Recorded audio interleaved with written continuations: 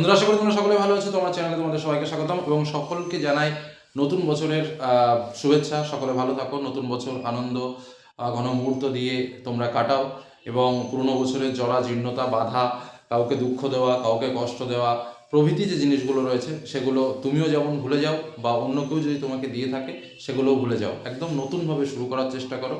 মানে কিছু কিছু ক্ষেত্র আছে আমরা বলি, সেই ক্ষেত্রগুলো হচ্ছে আলিঙ্গনের ক্ষেত্র বা একটা খুব ভালো মুহূর্তের ক্ষেত্র, যেখানে কোলাকুলি করা হয়, যেখানে একে অপরকে একটা ভালোবাসার মুহূর্ত তৈরি হয়ে যায়। কারোর সঙ্গে যদি গণ্ডগোল থাকে, কারোর সঙ্গে যদি কারোর প্রতি যদি দুঃখ থাকে, দোষ থাকে, ক্ষোভ থাকে, তো সেই ক্ষোভগুলোকে মিটিয়ে নিয়ে একটা নতুনভাবে চলা। তো সেই চলার জন্যই হয়তো বা এরকমভাবে একের পর এক কিছু কিছু মুহূর্তগুলো আমাদের জীবনে আসে। তো ঠিক সেরকমই একটা মুহূর্ত হলো আজ, যে মুহূর্তে পুরাতন যত ঝামেলা আছে, সে নতুন বছরকে আমরা স্বীকৃতি দিলাম ঠিকই আছে, কিন্তু পুরোনো ঝামেলাগুলোকে বয়ে নিয়ে বেড়ালে কিন্তু সেই জিনিসটা নিয়ে আর চলবে না। নতুন বছর নতুনভাবে শুরু করো, নতুনভাবে পথ চলো, নতুন উদ্যমে শুরু করো, এটা হলো পরিষ্কার কথা। তাহলেই দেখবে যে নতুন বছরের মজাটা পাবে। আর যদি মনে করো যে না, আমি পুরোনো বছরের দুঃখগুলোকে নিয়ে যাবো, পুরোনো বছরে কার প্রতি আমার রাগ ছিল তাকে গিয়ে এবার সেই রাগটা আমি কমপ্লিট করবো এই বছরে, তাহলে অবস্থা কিন্তু খারাপ আছে।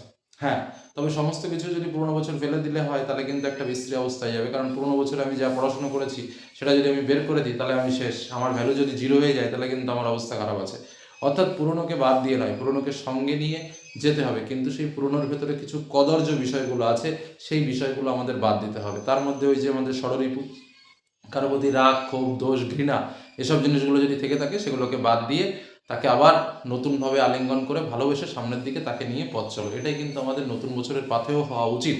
এটা তোমাদেরকে বলে রাখলাম। তো যাই হোক, ভুল ত্রুটি, ক্রিয়াকলাপ সবার মধ্যে থাকে। তোমার ভেতরেও কিছু ভুল ত্রুটি থাকতে পারে, তোমার বন্ধুর মধ্যেও কিছু ভুল ত্রুটি থাকতে পারে।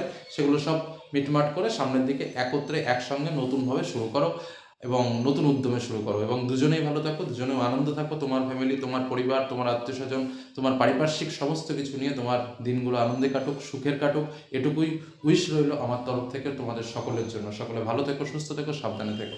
এবার আসা যাক একটুখানি পড়াশোনার কথা, যেটা না বললেই নয়। কারণ আমাদের সামনেই রয়েছে এক ঝাঁক পরীক্ষা। কেন এক ঝাঁক বলছি? কারণ একদিকে মাধ্যমিক, একদিকে উচ্চ মাধ্যমিক, একদিকে 11। বিশেষ করে আমরা এই আমাদের চ্যানেলে এই তিনটে ক্লাস, মাধ্যমিক, 11 এবং 12, এই তিনটে ক্লাস নিয়ে আমরা বেশিরভাগ তোমাদের সামনে আপডেট বা ইম্পর্টেন্ট নোটস, সাজেশন প্রভৃতি জিনিসগুলো শেয়ার করে থাকি। যে কারণে আমাদের এই তিনটে ক্লাসের ছাত্রছাত্রীর সংখ্যা কিন্তু আমাদের চ্যানেলে সবচেয়ে বেশি পরিমাণে রয়েছে। তো যাই হোক, সামনেই আমাদের একটা বিরাট বড় পরীক্ষা সবারই হতে যাচ্ছে। মাধ্যমিকের বোর্ড পরীক্ষা, উচ্চ মাধ্যমিকের ফাইনাল পরীক্ষা, 11-এর যদিও একটু স্কুলের পরীক্ষা, তবুও একটা পরীক্ষার মধ্যেই পড়ে এবং যথেষ্ট কেয়ারফুলি কিন্তু পরীক্ষাটা দিতে হয়। কারণ এর উপরে অনেক স্কলারশিপ কিন্তু ডিপেন্ড করছে। তোমাদের আগেও বলেছি, অনেকে হয়তো 11-এর পরীক্ষাটাকে একদম তুড়ি মেরে স্কুলের পরীক্ষা কী হবে, কিন্তু পরীক্ষা দিয়ে রেজাল্টের পরে ইসরে আর পাস মার্ক যদি বেশি পেতাম তাহলে তো আমি এই স্কলারশিপটা আমি কন্টিনিউ করতে পারতাম, পাস মার্কের জন্য আমি স্কলারশিপটা কন্টিনিউ করতে পারছি না। এই বিষয়গুলো কিন্তু হয়। তো যে কারণে একদম ছেড়ে দিয়ে একটু ভালোভাবে পড়াশোনা করার চেষ্টা করো। কারণ পড়াশোনাতে বিষয়টা কী হয়, যতটা তোমার ধার ঠিকঠাক থাকবে ততটা তুমি সামনের দিকে ভালো এগোতে পারবে।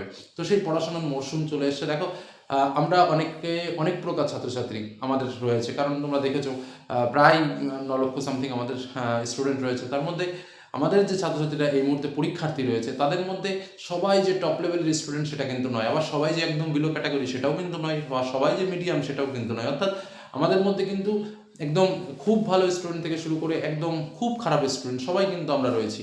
এবার এদের মধ্যে আমরা হয়তো কেউ র্যাঙ্ক করব, কেউ হয়তো ফেলও হয়ে যেতে পারি, কিন্তু কথাটা সেটা নয়। কথাটা হচ্ছে আমাদের সবারই একটা উদ্দেশ্য উচিত, না আমরা সামনের দিকে এগোবো, ঝামেলাগুলোকে আমরা বের করে দেবো, আমাদের যে নেগেটিভিটি সেই নেগেটিভিটিটাকে আমরা ছেড়ে দেবো, তাহলে কিন্তু আমরা সামনের দিকে এগোতে পারি। তো আমাদের পরীক্ষার জন্য গড়ে কিন্তু হাতে এখন আমি 2 মাস ধরবো না, আমি 1.5 মাস টাইম কিন্তু ধরতেই পারি। যে টাইমটুকু আমাদের রয়েছে, এই টাইমটুকুকে যদি আমরা সঠিকভাবে মূল্য দিতে পারি তাহলে কিন্তু গেম চেঞ্জ কিন্তু করা যায়, তাহলে কিন্তু গেম চেঞ্জ করে দেওয়া যায়, প্ল্যান কিন্তু চেঞ্জ করে দেওয়া যায়। তো কথা হচ্ছে তাই, তুমি যদি পরিশ্রম করতে পারো, তুমি যদি সময়ের মূল্যটা দিতে পারো, তুমি যদি হার্ড অ্যান্ড সোল এই কটা দিন ভালোভাবে প্র্যাকটিস করতে পারো, তাহলে কিন্তু তুমি নিজেকে টার্ন ওভার করতে পারবে। তুমি যেখানেই থাকো না কেন, খুব নেগেটিভ পয়েন্টে থাকলেও কিন্তু তুমি নিজেকে টার্ন ওভার করতে পারবে। কিন্তু তোমাকে এই সময়টা খুব গুরুত্ব সহকারে বুঝে টেকনিক্যালি তোমাকে ব্যবহার করতে হবে, না হলে কিন্তু তুমি পিছিয়ে পড়বে। আর যারা সারা বছর ভালোভাবে প্র্যাকটিস করেছো তাদের কিন্তু আরও চাপ। কেন চাপ? কারণ দেখো, পড়া একটা জিনিস, পড়াটাকে বয়ে নিয়ে যাওয়া আর একটা জিনিস। আমি পড়ে ফেলেছি, ব্যাস এনাফ। কিন্তু সেই পড়াটাকে যদি আমি বয়ে নিয়ে না যেতে পারি তাহলে কিন্তু তার কোনো মূল্য নেই।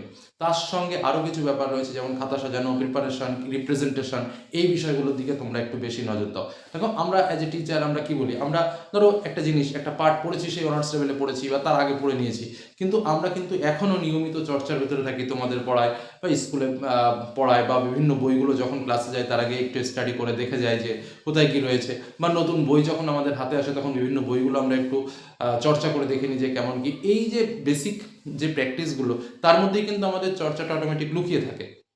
তো বিষয়টা হচ্ছে আমরা সবাই পড়াশোনার ভেতরেই কিন্তু আছি, পড়াশোনাটাকে অ্যাভয়েড করে বা পড়াশোনাটাকে ছেড়ে দিয়ে কিন্তু আমরা পথ চলতে পারবো না। এটা কিন্তু তোমাদেরও মাথায় রাখা উচিত যে যতই বড় হও না কেন পড়াশোনাটাকে ধরে নিয়ে যেতে হবে, না হলে যে কোনো জিনিস ভুলতে বেশি দিন সময় লাগবে না। যে কোনো জিনিস ভুলতে বেশি দিন সময় লাগবে না। আমি যে জিনিসটা পড়ে ফেলেছি সেই জিনিসটা যদি আমি 5 বছর কি 10 বছর, আজকে আমি চাকরি পেয়েছি প্রায় 13, 14, 15 বছর হতে চললো। তো এই এখন যদি আমার মনে হয় যে আমি সেই 15 বছর আরও ধরো পড়েছি আরও 2 বছর আগের কথা, তাহলে 17 বছর আগে কি পড়েছিলাম আমার এখন মনে থাকাটা অসম্ভব ব্যাপার, কিন্তু মনে আছে। কীভাবে মনে আছে? কারণ আমার সেটা নিয়মিত প্র্যাকটিসের মধ্যে দিয়ে আছে। আমি আমার এক্সাম্পল দিয়ে তোমাদের বোঝালাম।